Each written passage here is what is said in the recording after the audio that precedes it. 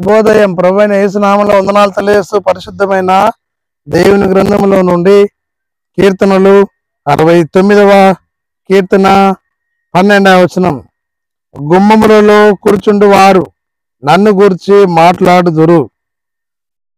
ప్రార్థన. మహోన్నతుల స్తోత్రాలు చదివిస్తూ ఆన్లైన్లో వాక్యం వీక్షిస్తున్న వారిని దీవించి మీరు మాయ పొందమని యేసు నామంలో ప్రార్థించడుచున్నాము తండ్రి.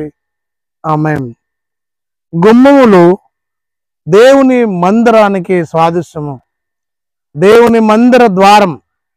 దావీదు తన కీర్తనలో 84 మొదటి వచనంలో మందిరం ముందు నివసించేవారు ధన్యులు, నీ మందిరం ద్వారం వద్దన ఉంటే నాకు ఇష్టము. మొదటి నుంచి 6వ వచనాలు మనం చూడగలం.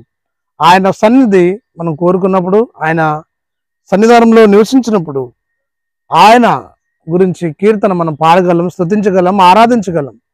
దేవుని గురించిన మాటలు మాట్లాడుతున్నప్పుడు సంతోషము, సమాధానము కలుగుతుంది. కాబట్టి నేను కూడా ఈ లోకములో దేవుని మందిర ద్వారాన్ని ప్రేమిస్తూ, అనగా మందిరానికి వెళ్ళి దేవుని స్తుతించి, దేవుని ఆరాధించి గణపరిచే వారిగా మనం ఉండాలి, సిద్ధపడాలి. ఈ క్రైస్తవ విశ్వాస యాత్రలో క్రీస్తుని మయపరిచేటటువంటి ఉన్నత భాగ్యాన్ని మనం కలిగి నివసించడానికి కోరుకోవాలి. అట్టి ఆశీర్వాదం పొందుకోవాలి.